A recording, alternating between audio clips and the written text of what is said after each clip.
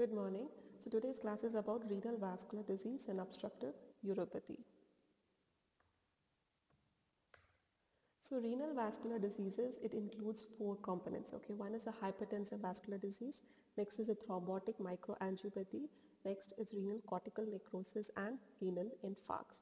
So we'll be dealing about two things in detail today. One is hypertensive vascular disease and thrombotic microangiopathy. So what we are basically going to study is how these four conditions cause a pathology in kidney and what are the various effects it have, what are the various changes even grossly microscopically we see in kidney, and how does a patient present clinically, when the patient has any of these renal vascular diseases, how does he present clinically and what is the outcome. So this is what we are going to be studying about each of this subcategory. So let's start with the first thing, which is a hypertensive vascular disease. So I am sure all of you know with all your physiology knowledge what hypertension. Okay, so in layman terms, it is blood pressure, which means an increased pressure in the vessels. Okay, so based on the AHA, that is American Heart Association, they have given a guidelines like stage 1 hypertension is referred to a systolic between 140 to 159 and diastolic 90 to 99. And stage 2 hypertension is from systolic greater than 160 and diastolic greater than 100. So we know the normal BP is 120 by 80, okay, plus or minus 20. So plus or minus 20 for a systolic and plus or minus 10 for the diastolic based on the same category. That's how they classify as stage 1 and stage 2. And this comes under the benign form of hypertension or the chronic form of hypertension, in which the person must be having an hypertension for years together. So this is what is referred to as a benign hypertension. Okay, but there is another one criteria which is called as a malignant hypertension, wherein a normotensive person, okay, like a completely normal BP, a person having a completely normal BP suddenly shows an acute onset in rise of the BP. That is, the systolic will go beyond 200 and the diastolic will go beyond 140 millimeter of mercury. So that is what is referred to as a malignant hypertension. This slide is just to tell you about what is the range of what is hypertension. Okay, now when a person is having hypertension, let that be a benign or a malignant hypertension, what changes do we see in the vessels and what happens to the kidney? So that is what I'm going to be telling in the subsequent slides. So what happens to the kidney is, we know the main functioning of kidney is filtration. Okay, so it removes all the toxic nutrients and it absorbs all the minerals and the micronutrients. Okay, so when the functioning of the kidney is lost, the basic functioning, the filtration is lost, what happens is albumin is let loose into the urine. So the person will be having something called as a macroalbuminuria, which is more than 150 milligram per day, and microalbuminuria, wherein the microalbumin present in the urine is more than 30 to 300 milligram per day. And as a result of the loss of these proteins, that is why the patient presents clinically, because the patient may have dependent edema, you'll have pedal edema, and the various leading on to heart failure. So all the pathophysiology which is happening is because of the loss of these proteins, and these proteins are lost because the filtration of the kidney is lost.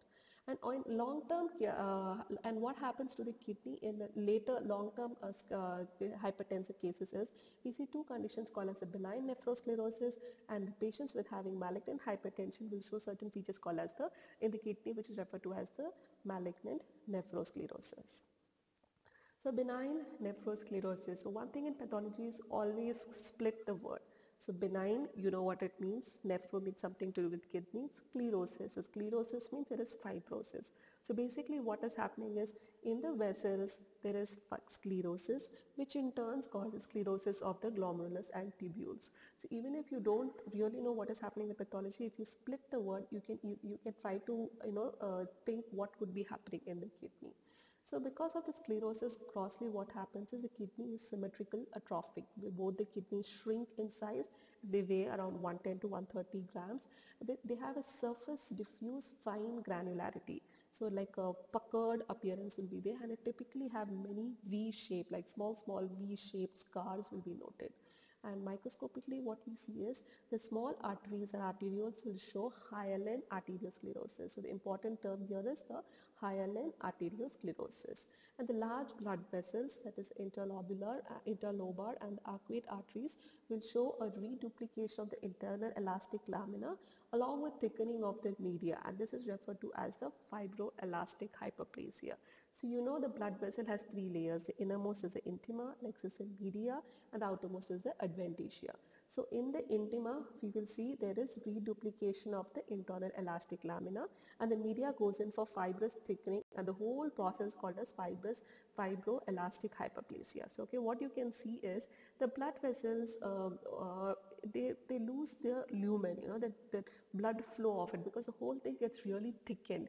It gets thickened, it becomes thick, and they become less contractile. The blood vessels have to plump, which means they have to be contractile, and because of this fibroelastic hyperplasia, the contractility of the blood vessels is gone. They're not able to push the blood, and then what happens is the whole of the kidney shows ischemic atrophy. So what happens is the glomeruli get sclerosed, the tubules are atrophied, and in the interstitium we see a lot of fibrosis. This is because of the fibroelastic hyperplasia of the larger blood vessels, and the smaller blood vessels show hyaline arteriosclerosis. So this is the basic pathophysiology which is taking place in a benign nephrosclerosis, and I've also told you what you see grossly and microscopically. How does the patient present? Means initially they will have a diminished GFR, which is the glomerular filtration rate, and a mild degree of proteinuria may be noted. So this is a picture where you can see all these blood vessels. You can see this is a hyaline arteriosclerosis. So this is the lumen with the endothelial lining, and in the wall you can see there is hyaline arteriosclerosis, the fibroelastic hyperplasia, and this is gross. You can see the whole kidney is contracted, irregularly contracted, and it appears small, and all these other fine granularity, and here small we can see the V-shaped scars. This is again a big nice picture. This is schematic appearance of what happens in a benign nephrosclerosis. The first thing, this is a blood vessel where we can see there is fibroelastic thickening of the intima. So intima really gets thickened, and then here you can see in the in surrounding there is a lot of hyaline arteriosclerosis. And in this one glomerulus, you can see the complete glomerulus is sclerosed. See, this is a normal glomerulus where you can all see all the nuclei and everything. Here the whole thing goes in for sclerosis, and here again the tubule is atrophied. So if you, for comparison, this is a normal tubule, okay, and here you can see the tubule is atrophied. That is why they have a dilated lumen. So key points is hyaline arteriosclerosis, fibroelastic thickening of the lumen, sclerosis of the glomeruli, atrophy of the tubules, and in the interstitium, if you see, there will be interstitial fibrosis. So these are the features in microscopy which we see in benign nephrosclerosis. Now let's move on to the malignant nephrosclerosis. So I told you the precursor is the malignant hypertension with this, which is nothing in a normotensive patient, a sudden rise in BP causing BP to be more than 200/140. Okay. Now what do you see, what happens in such a case is there is vascular damage. So when the vessel gets damaged, there is endothelial injury. So first step is endothelial injury, is deposition of platelet. The permeability of the vessel increases, so there is a lot of cross flow of the fibrinogen plasma protein. All these result at what is referred to as the fibrinoid necrosis of the arterioles. This is very important. In benign, you see a hyaline arteriosclerosis, but in malignant, you see a fibrinoid necrosis of the arterioles. Along with that, we also see intravascular thrombosis. And with these two, what happens to the vessel wall is there is hyperplastic arteriosclerosis, which is typically seen as an onion skin appearance. So these are the key words which you have to remember in malignant hypertension. That is, one is fibrinoid necrosis, intravascular thrombosis, and hyperplastic or arteriosclerosis of the vessel wall, which appears as an onion skin appearance. So this is a picture of malignant hypertension. So this is they have done a PAS stain so that it's basement membrane, everything is clearly highlighted. And this is a vessel wall where you can see surrounding the vessel there is fibrinoid necrosis, and there is hyperplasia of the vessel wall, which looks like an onion skin, like it's round and round. This is called as the onion skin appearance of the hyperplastic vessel wall in the case of a malignant hypertension. So these are the features in malignant nephrosclerosis. So how does the patient present? I've already told you the BP is more than 200/140. The patient will have an increased ICP, that is intracranial pressure. So patient will have papilledema, encephalopathy, cardiovascular abnormalities, and ultimately the patient presents as acute renal failure. Because of the increased ICP, the patient can have headache, nausea, vomiting, and visual impairment, and there will be marked proteinuria and hematuria. So that finishes the hypertensive vascular diseases, the consequences of which we have seen as a benign and a malignant nephrosclerosis. Now coming to the next topic is thrombotic microangiopathic. Again, split the word. Micro means microcirculation is involved, and thrombotic means a lot of thrombosis. So the whole microcirculation, there will be presence of lot of thrombosis. Okay. So that's what it's a definition: widespread thrombosis in the microcirculation, and clinically the patient presents as microangiopathic hemolytic anemia. The patient will have thrombocytopenia and also renal failure. The diseases which cause this thrombotic microangiopathy include: one is childhood HUS, which is hemolytic uremic syndrome, adult forms of HUS, and the last of all, thrombotic thrombocytopenic purpura. Okay. So this comes under the desirable to know topic, but yes, you should know about this. But benign and malignant nephrosclerosis is extremely important. The gross and microscopic picture, which very often asked a short question, so you cannot omit reading that. But thrombotic microangiopathy is a desirable to know question. So what causes this thrombotic microangiopathy is the basic thing in HUS, which you see is there is an endothelial injury and activation of resultant intravascular thrombosis.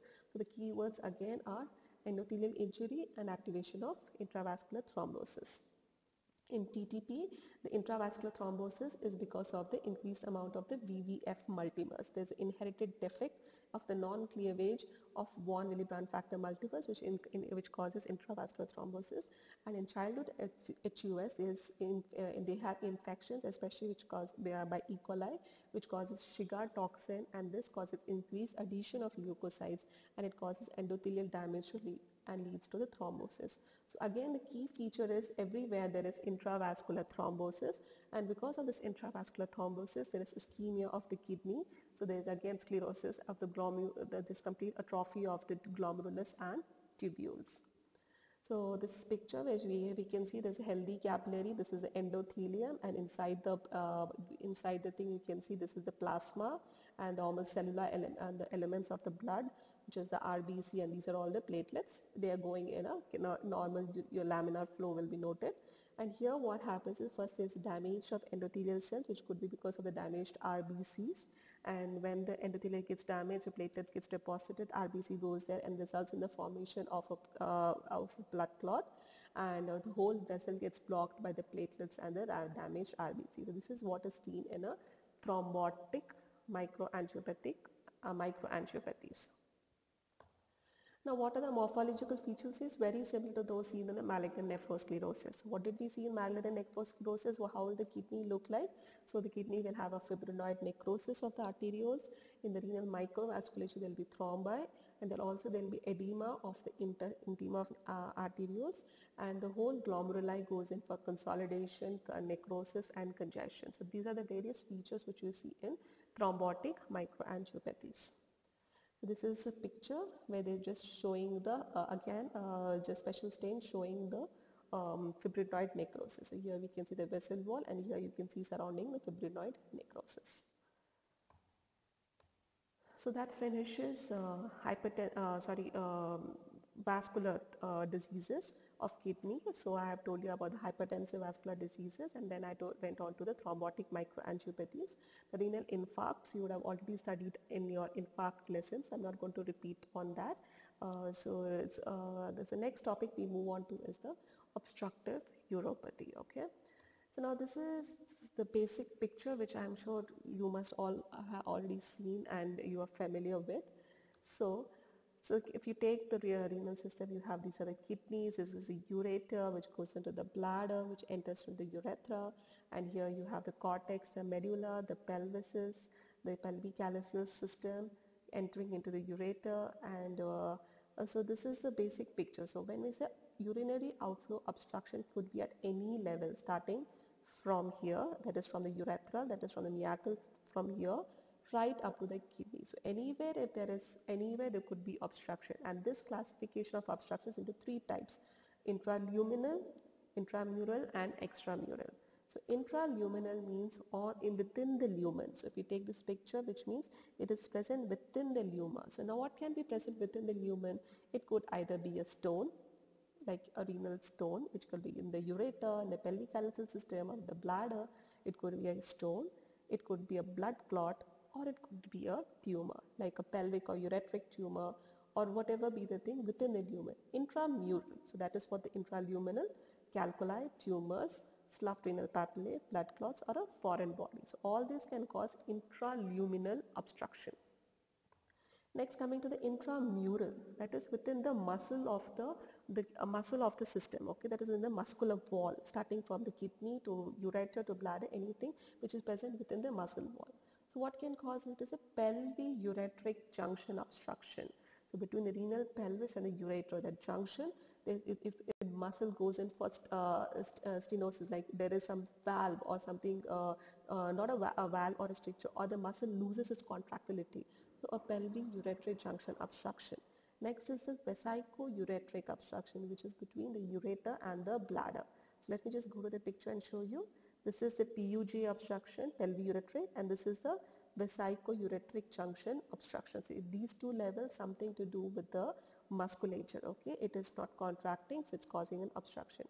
Or other things is the presence of strictures and valves in the urethra, inflammation, neuromuscular dysfunction. So all these are causes for the intramural urinary flow obstruction.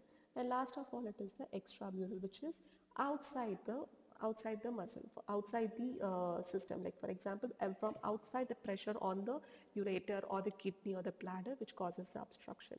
And it includes, let's go back to the picture, say here, a pregnant uterus which is compressing the bladder, which is obstructing which is causing backflow of urine and causing obstruction. Or a prostatic cancer. See, you see here, this is the prostate. Or anything which is outside, which is compressing, and all those come under the classification of extramural. Pregnant uterus, retroperitoneal fibrosis, tumors of the cervix, rectum, colon, cecum, prostatic enlargement and carcinoma, and trauma.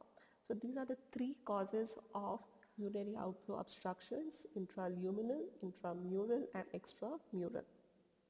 If you remember that picture, if you can draw it, very easily you can list out what causes urinary flow obstruction. So, and let's study about the renal stones, which is very common. So it is seen in 2% of population with a men to women ratio of 2:1, and they have familial tendencies.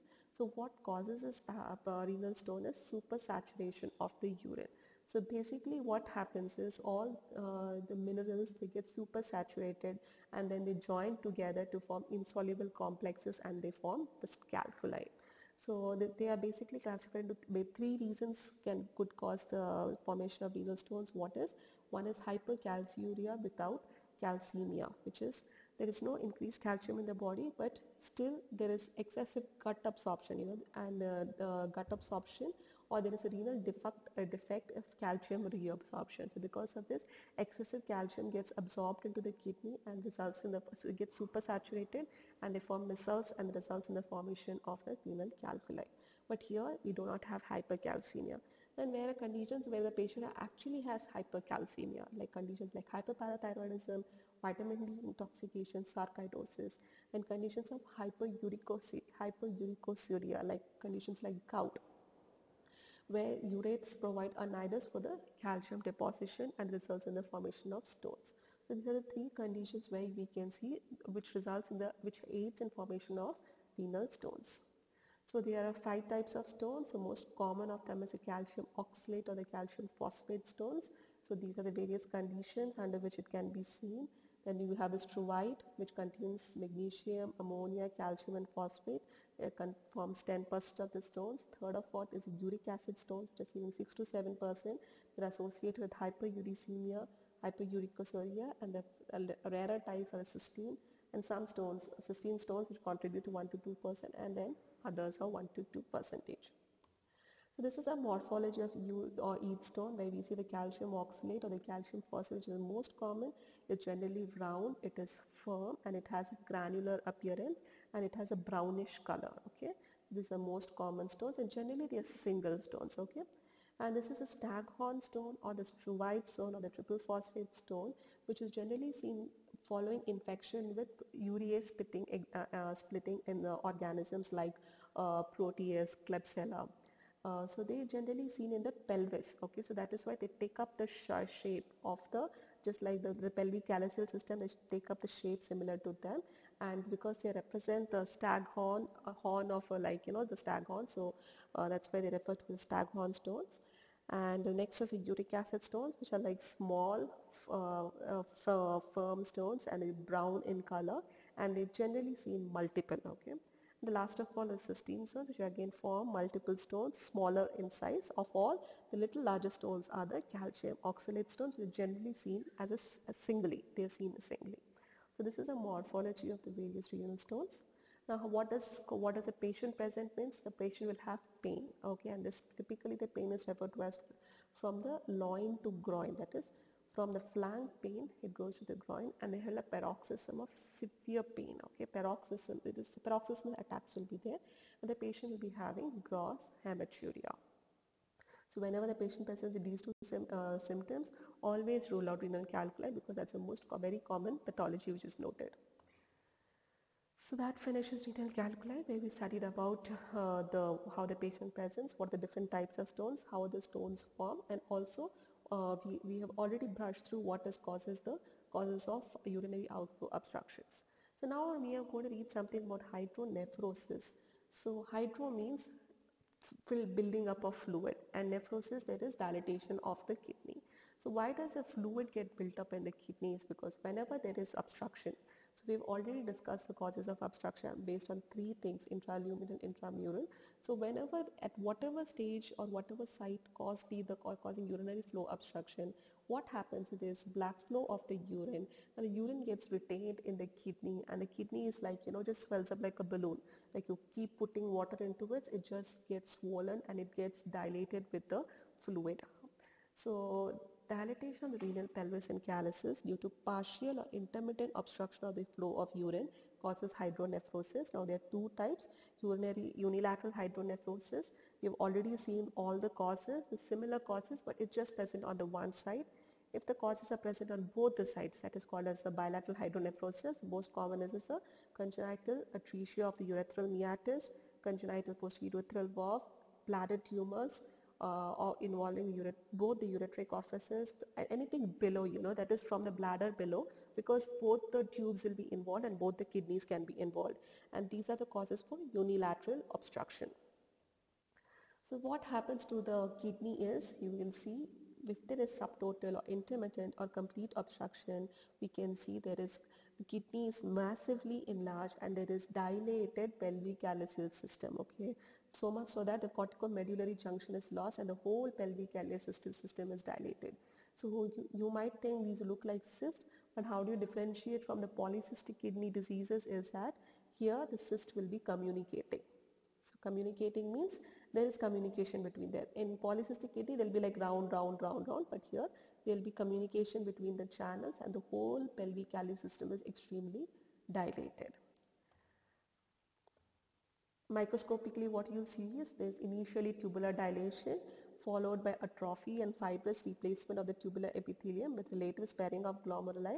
In severe cases, the whole glomeruli gets atrophic and they disappear, converting the entire kidney into a thin shell of fibrous tissue. And last of all, it can go in for coagulative necrosis of the renal papillae. So this is a picture where you can see this is this is a cortex, this is a medulla, and you can see it's completely lost. All the tubules have completely atrophic and glomerulosclerosed, and the whole thing is converted into fibrous tissue, and we really cannot find the pelvic calyceal system. So this is in the severe stages where the whole kidney is converted into a thin shell of fibrous tissue. So that finishes the class. What you should know in hydronephrosis is what causes hydronephrosis, what is a gross picture, microscopic picture. So the take-home points from today's classes: you must know about the hypertensive vascular diseases, especially benign and malignant nephrosclerosis. What is a gross, what is a microscopy. Then you should know about the renal calculi, which is a very frequently asked short note. What are the types of different calculi, how are they formed, how are the patient presents, what is the morphology of the stones. And the last of all, note about the hydronephrosis, about the what are the causes, how grossly and microscopically we see a hydronephrosis. Thank you.